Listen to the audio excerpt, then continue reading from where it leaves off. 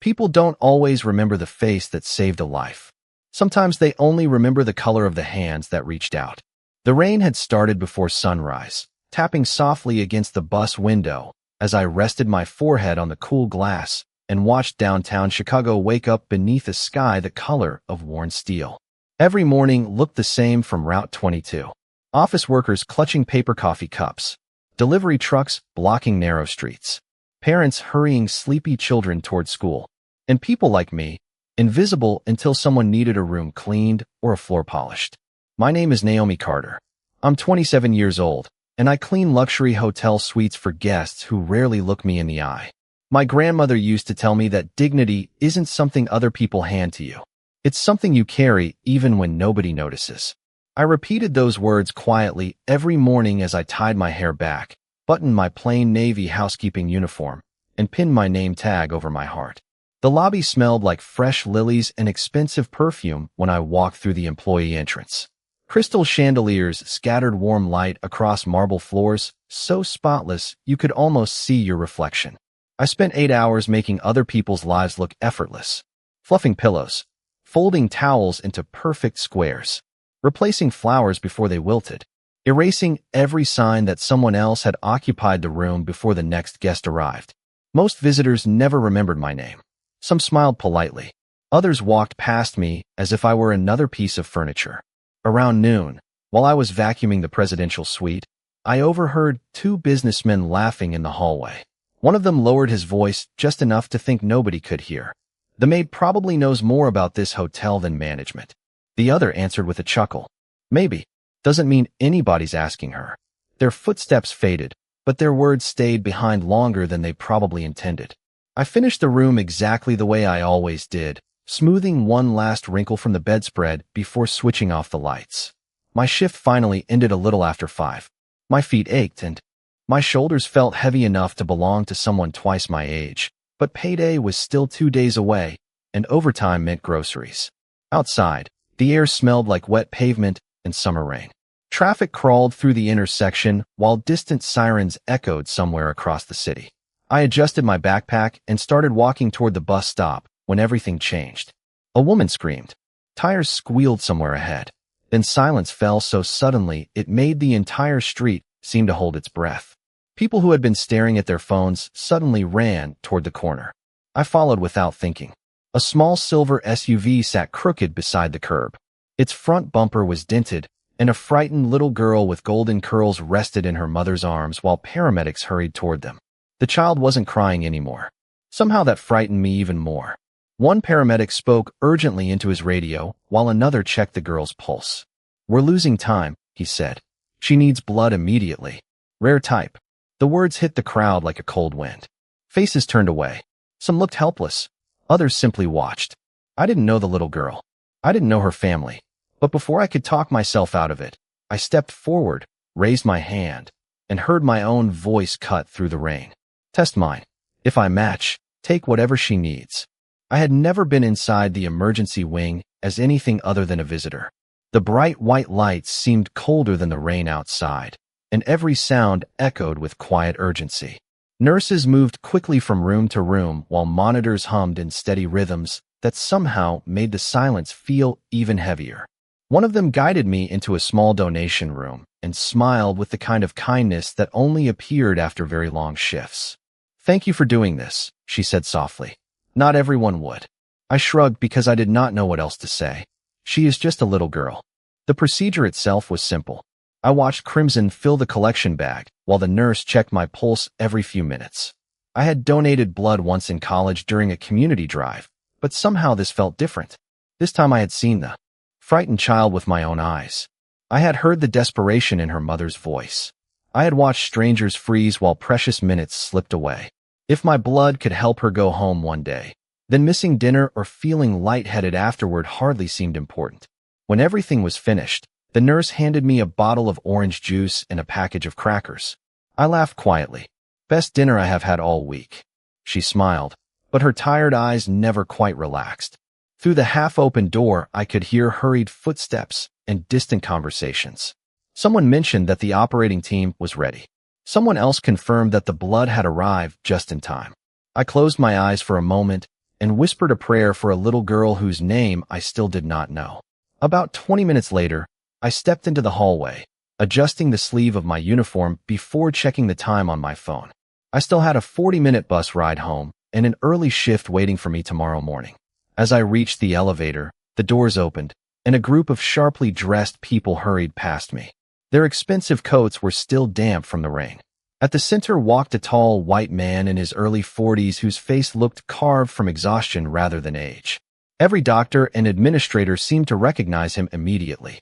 They greeted him with quiet respect as he moved through the hallway, without slowing down. His eyes searched every corner until they landed on the pediatric intensive care unit. "Where is my daughter?" he asked, his voice steady but carrying the weight of someone trying very hard not to lose hope. A physician approached him immediately. "Mr. Brooks, she is stable. We were able to begin the transfusion." The man's shoulders lowered ever so slightly. He closed his eyes for one brief second before whispering, "Thank God." I realized then that the little girl was his daughter. Before I could quietly leave, the physician gestured in my direction. "She is the donor." The man turned toward me. For a brief moment, our eyes met.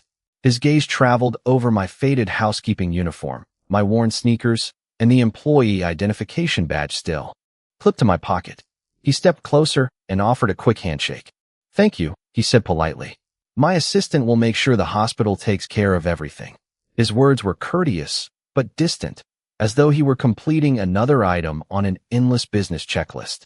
Before I could answer, another executive leaned close and whispered something into his ear. Without another glance, they continued toward the intensive care unit. I stood there for another second before quietly smiling to myself. I had not donated blood hoping for gratitude. I had done it because a little girl deserved another tomorrow. I turned toward the elevator, unaware that several floors above me, inside the hospital laboratory, one blinking notification had just appeared on a technician's computer screen, and within seconds it would stop an entire medical team in stunned silence. I barely noticed the ride home. The city lights blurred across the rain-streaked bus windows while exhaustion settled into my bones like wet concrete. By the time I reached my small apartment on the south side, all I wanted was a hot shower and a few hours of sleep before another early shift. I left my damp shoes by the door, placed my housekeeping badge on the kitchen counter, and smiled to myself as I remembered the little girl's peaceful face after the doctors began her treatment. Wherever she was tonight, I hoped she was sleeping safely. Across the city, however, nobody inside St. Matthew Medical Center was thinking about sleep. The blood bank laboratory remained brightly lit as technicians completed routine compatibility reports before closing the case. Emily Brooks had responded well to the emergency transfusion, and protocol required one final review before the records were archived. Senior laboratory technologist Linda Perez glanced at the computer screen while sipping lukewarm coffee. Then she frowned. A yellow notification flashed beside the donor file. She assumed it was another software glitch. The hospital had updated its laboratory system only 2 weeks earlier, and unexpected alerts had become almost routine. She clicked the notification anyway. The message did not disappear. Instead, another screen opened automatically. Biological compatibility exceeds expected emergency matching parameters. Verification recommended. Linda leaned closer. "That cannot be right," she whispered. She called another technician to verify the data manually. Together, they reviewed the blood typing, antigen markers, and every identification number entered that evening. Everything matched perfectly. The system repeated the same recommendation. Additional relationship analysis advised. "Run the sample again," Linda said quietly. 20 minutes later, the second analysis produced identical results. Nothing had changed. If anything, the confidence level had increased. Her stomach tightened. Hospital software did not make suggestions like this without substantial biological evidence. She picked up the phone and called the attending physician. Dr. Sarah Collins arrived only minutes later, still wearing surgical scrubs beneath her white coat. She listened without interrupting as Linda explained every step they had taken. Dr. Collins reviewed the reports herself, then requested a completely independent analysis using a separate laboratory instrument. "No assumptions," she said calmly. "Treat this as if we have never seen these samples before." Another technician prepared fresh slides while Dr. Collins folded her arms, silently watching every movement. Nobody spoke as the machine completed its cycle. The only sound came from the gentle humming of laboratory equipment and the distant beeping of patient monitors beyond the hallway. Finally, the printer came alive. One page slid slowly onto the tray. Then another. Dr. Collins lifted the report and read every line twice.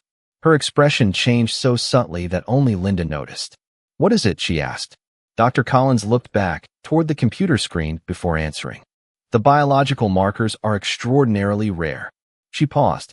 "The probability of this level of compatibility between unrelated individuals is exceptionally low." Linda felt her heartbeat quicken. "You mean?" Dr. Collins nodded carefully. "I mean, we cannot ignore this." She reached for the secure hospital database and requested access to historical patient records connected to Emily Brooks and the anonymous donor, Naomi Carter. The system required multiple authorization codes before unlocking archived files that had not been opened in decades. One by one, old digital records began appearing on the monitor. Birth dates, hospital admissions, maternity logs, transfer documents. Most seemed ordinary until one file appeared with a small red restriction icon beside it. Restricted record. Administrative review required. Last accessed 27 years ago. Dr. Collins stared at the screen without blinking. "That file should not even be linked to this case," Linda whispered. Dr. Collins slowly moved the cursor toward the document, unaware that the answer waiting behind that single encrypted record was about to change far more than one little girl's medical history. The restricted file refused to open the first time. Dr. Sarah Collins entered her credentials again, followed by a second authentication code from the hospital administrator. The monitor remained frozen for several long seconds before the archive finally unlocked. Dusty digital records, scanned from paper files nearly 3 decades old, filled the screen. Some pages were faded. Others had handwritten notes in blue ink preserved by old imaging software. Linda Perez leaned closer without saying a word. The date at the top immediately caught Dr. Collins's attention. 27 years earlier, the same year Naomi Carter had been born. "This cannot be a coincidence," Linda whispered. Dr. Collins continued reading carefully, refusing to jump to conclusions. One page documented a brief equipment failure inside the maternity ward during a severe electrical outage.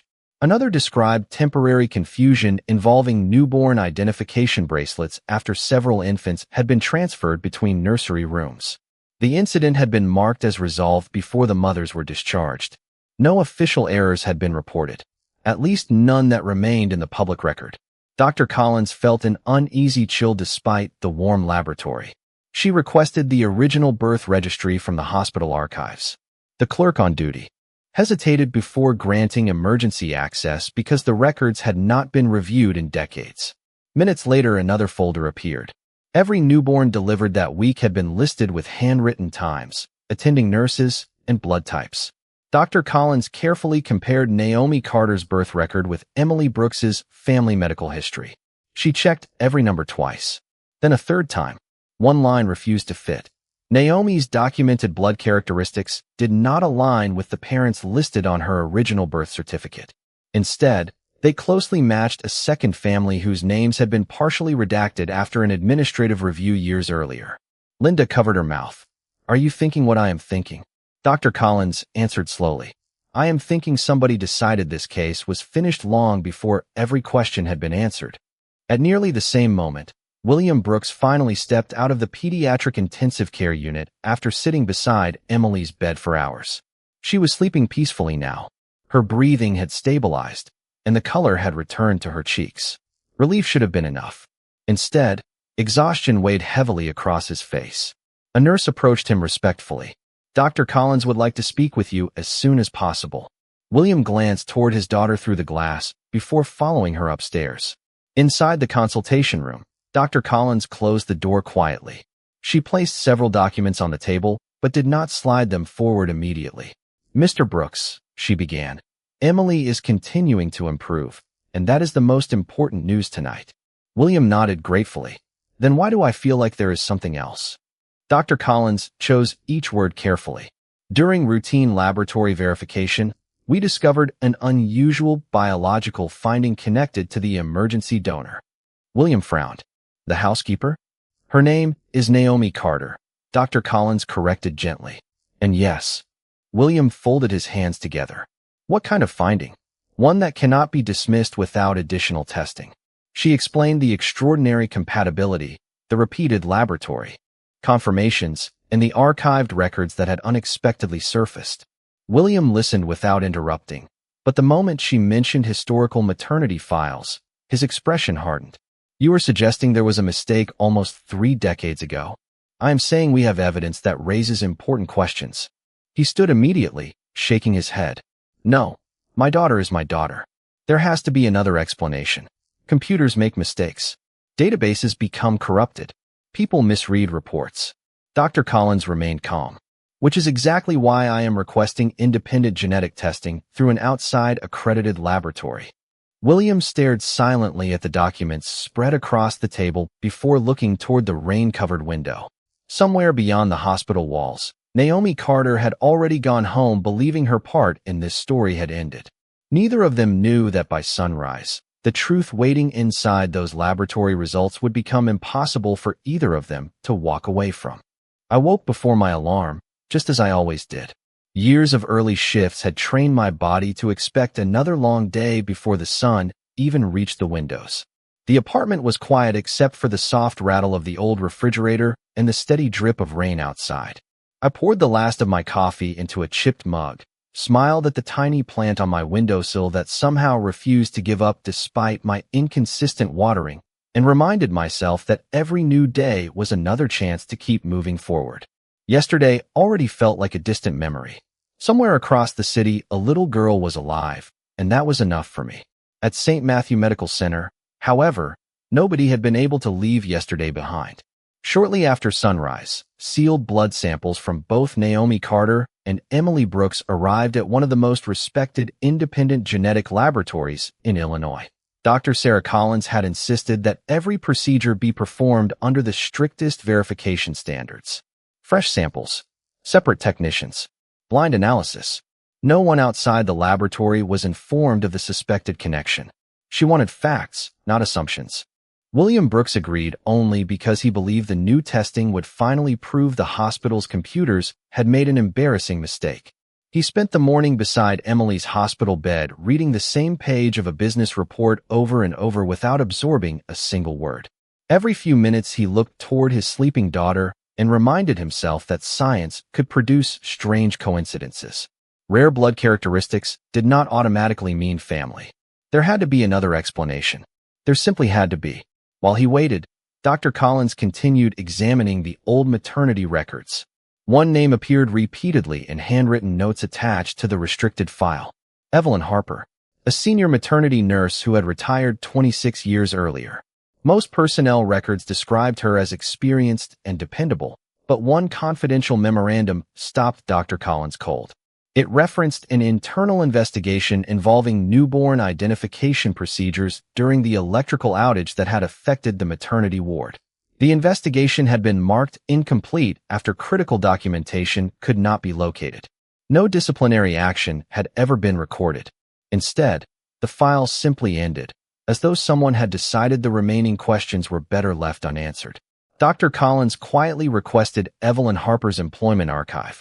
The Human Resources Office confirmed she was still alive, living in a retirement community nearly 90 miles outside Chicago. Before any further action could be taken, Dr. Collins's phone rang. The independent laboratory. She answered immediately. The genetic specialist on the other end spoke with careful professionalism, but there was unmistakable surprise in his voice. Dr. Collins, we repeated the analysis 3 separate times using independently prepared samples. The findings remained consistent in every test. She closed her eyes briefly. How confident are you? Greater than 99.9%. The room suddenly felt smaller. Please send the complete report through the secure system. Within minutes, the encrypted file arrived. Dr. Collins reviewed every page slowly, refusing to let emotion outrun evidence. There it was in unmistakable language. Naomi Carter shared an immediate biological relationship with Emily Brooks. The result was not distant ancestry. It was not a statistical curiosity. It indicated close family. Dr. Collins lowered the report onto her desk and stared out the window, as morning sunlight finally broke through the fading clouds. Somewhere downtown, Naomi was probably changing bed linens, greeting guests with the same quiet smile she offered every day, completely unaware that the life she believed had belonged to her for 27 years had just begun to unravel. Dr. Collins reached for the phone again. This time she was not calling a laboratory. She was calling William Brooks, because there were truths that could not remain inside a file cabinet any longer, no matter how impossible they seemed. The call from Dr. Collins came just after lunch, while I was folding fresh towels outside room 1816. My supervisor handed me the hotel phone with a puzzled look. "It is a hospital," she whispered. My heart skipped. For one terrifying second, I thought something had happened to the little girl. I answered so quickly, I almost dropped the receiver. "This is Naomi." Dr. Collins's voice was calm, almost unusually careful. "Miss Carter, first, I want you to know Emily is recovering very well." I closed my eyes in relief. Thank goodness. There was a brief silence before she continued. "There are some additional laboratory findings that I would like to discuss with you in person. Would it be possible for you to return to St. Matthew Medical Center after your shift?" I frowned. Did something go wrong with my donation? "No," she replied gently. "Your health is not in danger. I simply believe this conversation should happen face to face." I agreed without fully understanding why. The rest of the afternoon passed in a strange blur. I polished mirrors, changed linens, and smiled politely at guests, but my thoughts remained fixed on that unexpected phone call. Hospitals did not usually invite blood donors back unless something unusual had happened. I tried convincing myself it was paperwork or follow-up questions. Still, an uneasy feeling settled quietly in the back of my mind. Across the city, William Brooks sat alone inside Dr. Collins's office, staring at the independent laboratory report resting on the desk between them. He had already read the conclusion 3 times. Each reading made it feel less believable. "You are telling me this woman shares immediate biological ties to my daughter," he said slowly. "Yes," Dr. Collins answered. "The probability exceeds 99.9%. William shook his head. "That is impossible. Naomi Carter is not related to my family." Dr. Collins folded her hands. "That is exactly what we are trying to understand." He stood and paced toward the window overlooking the hospital courtyard. "Emily has been my daughter since the moment I first held her. Nothing changes that." "I know," Dr. Collins replied quietly. "This report does not question your love for her. It only raises questions about events that may have occurred 27 years ago." William stared outside for several long moments.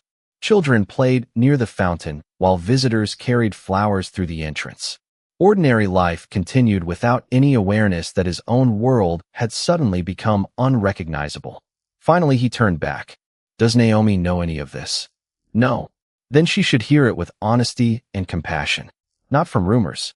Not from a leaked document." Dr. Collins nodded. "That is my intention." Late that evening, I walked through the hospital entrance wearing the same Navy housekeeping uniform I had worn the day before. I had come straight from work because I could not afford to lose another hour. The receptionist recognized me immediately and asked me to wait in a private consultation room. The walls were painted a soft shade of blue, and a small lamp cast warm light across a wooden table. Someone had placed a fresh pitcher of water beside 2 untouched glasses. Everything about the room felt designed to comfort people receiving difficult news. A few minutes later, Dr. Collins entered with a gentle smile, followed by William Brooks. I recognized him immediately from the hallway the previous evening. He looked different now, less like a powerful executive and more like a father who had not slept. He hesitated before quietly saying, "Miss Carter, before we begin, I owe you another thank you. My daughter is alive because of your kindness." I smiled politely. "I'm just glad she is getting better." Dr. Collins took a slow breath before placing a sealed envelope on the table between us. "Naomi," she said softly, "what we are about to share with you may change everything you believe about your past." For several seconds I could not move. I looked from the sealed envelope to Dr. Collins, then to William Brooks, hoping someone would smile and tell me there had been a misunderstanding. Nobody did. Dr. Collins slowly opened the envelope and placed several reports on the table. "Naomi," she said gently, "we performed multiple independent laboratory analyses after your blood donation. Every result confirmed the same conclusion." My mouth suddenly felt dry. "What conclusion?" She slid one page toward me. I stared at the words without fully understanding them. Scientific terms blurred together until one sentence caught my attention. Immediate biological relationship confirmed. I looked up, confused. I do not understand. Dr. Collins folded her hands. The testing shows that you and Emily are close biological relatives. I blinked several times. That cannot be right. I have never met her before yesterday. We know, she replied softly, which is why we continued investigating. She explained the old maternity records, the electrical outage, the incomplete internal investigation, and the restricted files that had remained untouched for nearly 3 decades. Every sentence felt more impossible than the last. I kept waiting for reality to return, but it never did. So you think babies were switched? I whispered. Dr. Collins answered honestly. We believe there is strong evidence that a mistake occurred, but we still need additional historical records before we can explain exactly how it happened. I lowered my eyes to the report again. My hands trembled slightly. I thought about my parents, both gone now. They had loved me completely. They had worked long hours, sacrificed vacations, skipped buying things for themselves so I could stay in school. Nothing about this report could erase that love. Tears filled my eyes anyway. They never knew, I said quietly. If this is true, they never knew. Dr. Collins nodded. Everything we have found suggests that as well. Across the table, William Brooks remained silent for what felt like an eternity. Finally, he spoke, his voice carrying none of the confidence I had heard in the hallway the day before. Miss Carter, Naomi, I owe you an apology. I looked at him in surprise. He took a slow breath before continuing. Yesterday, when we met outside the intensive care unit, I looked at your uniform before I looked at you. I thanked you because it was the polite thing to do. Then I walked away. He lowered his eyes. I never asked your name until Dr. Collins said it. I never wondered who you were or what kind of person would stop everything to save a stranger's child. I simply assumed I already knew. His words settled heavily between us. I could hear the quiet ticking of the clock on the wall. You did not owe my daughter your kindness, he continued. Yet you gave it anyway. I managed a small smile through my tears. A child needed help. That was enough. William shook his head slowly. No, it should have taught me something long before today. Dr. Collins allowed the silence to breathe before speaking again. There is one more development. She opened another folder containing personnel records from the old maternity ward. We have located the retired nurse connected to the unfinished investigation. Her name is Evelyn Harper. She is still alive. William looked toward Dr. Collins immediately. Has anyone spoken to her? Not yet. Dr. Collins carefully closed the file. But if she remembers what happened that night 27 years ago, she may be the only living person who can finally tell all of us the truth. The drive to the retirement community took just under 2 hours, but it felt much longer. Gray clouds stretched across the Illinois sky while miles of quiet highway disappeared beneath the tires. Dr. Collins drove. William sat beside her in complete silence. I watched the countryside pass outside my window, wondering how one ordinary act of kindness had somehow led me here. None of us knew what Evelyn Harper would say. We only knew that somewhere inside her memories might be the missing piece that had hidden for 27 years. The retirement community was peaceful, surrounded by oak trees and flower gardens carefully tended by volunteers. It felt impossible that a place so calm could hold the answer to so much uncertainty. A receptionist guided us to a small sunroom where an elderly woman sat knitting beside a large window. Her silver hair framed a gentle face marked by time, and reading glasses rested low on her nose. When Dr. Collins introduced herself, Evelyn Harper smiled politely. That smile faded the moment she heard the words St. Matthew Medical Center. She placed the knitting needles on her lap without saying anything. We are here about the maternity ward, Dr. Collins explained quietly. 27 years ago. Evelyn closed her eyes. For several long moments, she simply breathed. When she finally looked up again, tears had already gathered in the corners of her eyes. I always wondered if someone would come, she whispered. The room became perfectly still. Dr. Collins gently placed copies of the laboratory reports on the table.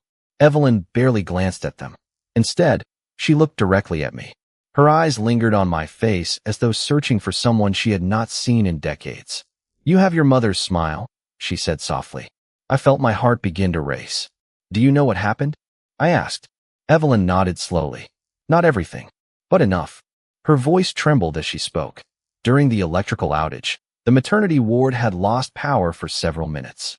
Backup generators restored emergency lighting, but confusion spread quickly as nurses moved newborns between rooms to keep them safe. Identification bracelets had been removed temporarily from 2 infants whose skin needed immediate medical observation. Temporary paper labels had been used instead. It should never have happened, Evelyn said, wiping away a tear. We followed emergency procedures, but everything moved so quickly. She explained that by the time power returned, another shift had already taken over. The temporary paperwork appeared correct. Nobody realized that 2 newborns had been placed with the wrong families before discharge. Several days later, she noticed a discrepancy while reviewing archived nursing notes. She immediately reported it to her supervisor. An internal investigation began, but administrators worried about legal consequences, public trust, and incomplete documentation created during the blackout. Weeks turned into months. Records disappeared. Supervisors retired. The investigation quietly ended without a final conclusion. Evelyn lowered her head. I argued that every family deserved the truth. They told me there was not enough evidence. They said reopening the case would destroy innocent lives. Tears slipped down her cheeks. I have carried that guilt every single day since then. No one spoke. The silence held decades of regret that words alone could never erase. Finally, William stepped forward. His voice was gentle, stripped of every trace of status or pride. You are saying this was never intentional? Evelyn nodded. No, it was a terrible human mistake. I looked down at my hands, remembering the parents who had raised me with love despite never knowing the truth themselves. William quietly reached into his jacket and removed a family photograph of Emily. He studied it for a long moment before placing it beside my own childhood picture that Dr. Collins had brought from the archived records. 2 little girls from different generations. 2 families forever connected by one forgotten night. Dr. Collins carefully gathered every statement and document before speaking in a calm voice. The truth has finally been found. Now our responsibility is deciding how to honor everyone whose lives were shaped by it. The weeks that followed did not erase the past, but they changed the future in ways none of us could have imagined. The legal investigation officially reopened, and every surviving record from that long-forgotten night was carefully reviewed. Independent experts confirmed what Dr. Collins had already discovered. The mistake had been real. It had never been an act of cruelty or intention. It had been a series of human decisions made during confusion, followed by years of silence that allowed the truth to remain buried. News of the case eventually reached the public. Reporters gathered outside the hospital, but I declined every interview. I had not donated blood to become part of a headline. I had simply done what I hoped anyone would do for a frightened child. My life at the hotel changed in quieter ways. Coworkers who had barely spoken to me before now stopped to ask how I was doing. Guests who once walked past without noticing suddenly recognized my face from newspaper articles. None of that mattered very much. What mattered was discovering that kindness should never require recognition to have value. One afternoon, William Brooks asked if I would meet him at the hospital garden where Emily had begun taking short walks during her recovery. The flowers were blooming beneath the warm spring sun, and children laughed somewhere beyond the fountain. Emily ran ahead holding a bright yellow pinwheel that spun wildly in the breeze. She stopped in front of me with the fearless honesty only children possess. "Daddy says you helped save me," she said with a smile. "Thank you." I knelt beside her and smiled back. "You are very welcome." She reached out and hugged me without hesitation. It lasted only a few seconds, but somehow it carried the weight of everything that had happened. When she ran back toward the fountain, William remained beside me, watching quietly. "I spent years teaching my daughter that character matters more than appearances," he said softly. Then I realized I had failed to live by those words myself. I looked at him without speaking. "When I first saw you," he continued, "I saw a hotel uniform before I saw a human being. I judged your place in the world before I knew the size of your heart. That is something I will regret for the rest of my life." I shook my head gently. "Regret only matters if it changes what comes next." He nodded slowly. "It already has."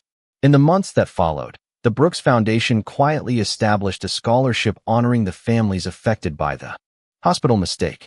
The program supported students pursuing careers in nursing, laboratory science, and patient advocacy, reminding future medical professionals that compassion and accountability must always walk together. William asked if they could name the scholarship after me. I accepted only after insisting that my parents' names be included as well.